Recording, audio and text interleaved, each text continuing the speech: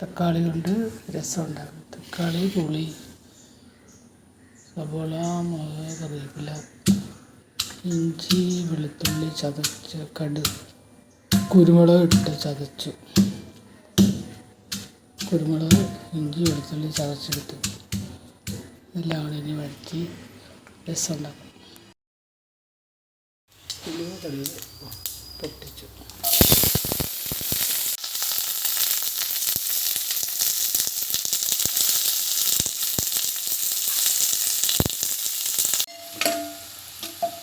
ഇതിലേക്ക് കുറച്ച് ഉപ്പോടെ ഇട്ട് വഴറ്റി തക്കാളി ഇട്ട് വഴറ്റി. ഉപ്പ്, മഞ്ഞൾ, മുളക് പൊടി, എരിവുള്ളത് എരിവില്ലാത്തത്. ഇതിലേക്ക് തക്കാളി ഇട്ട് വഴറ്റി.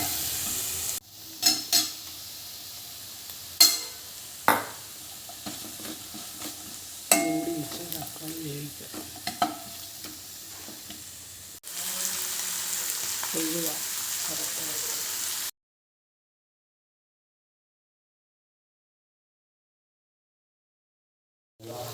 പിന്നെ പുളി വേവിക്കുക.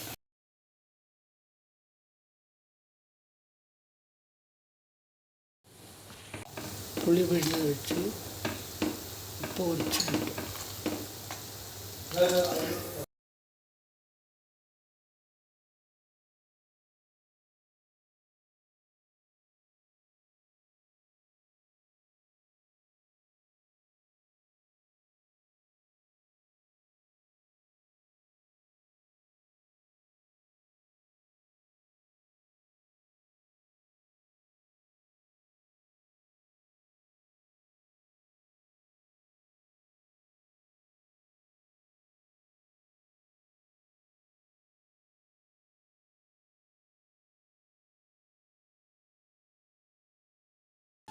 കുറച്ച് മാവ് കൊണ്ട് വളട്ടയപ്പം ഉണ്ടാകാം. ജീരക, ഏലക്ക പൊടിച്ചിട്ട് പഞ്ചസാര ഇട്ട് ഇളക്കിയിട്ട് ആവിയിൽ പിഴുങ്ങിയെടുക്കാം. ഇത് മിക്സ് ചെയ്ത് ഏലക്ക, ജീരകം പൊടിച്ചിട്ട് ഇളക്കി പാത്രത്തിലേക്ക് ഒഴിച്ച് ആവിയിൽ പിഴിഞ്ഞ് കട്ടയൊക്കെ ഉണ്ടാക്കാം.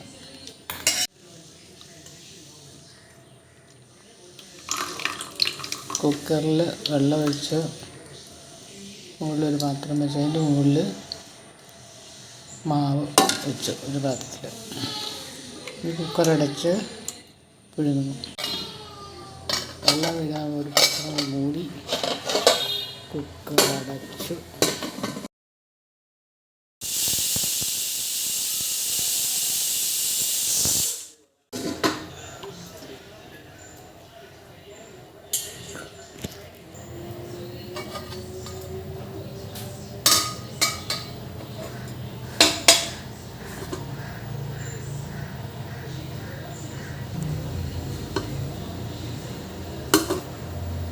വെന്തോന്ന് കുത്തി നോക്കി, പൊട്ടിപ്പിടിക്കുന്നില്ല.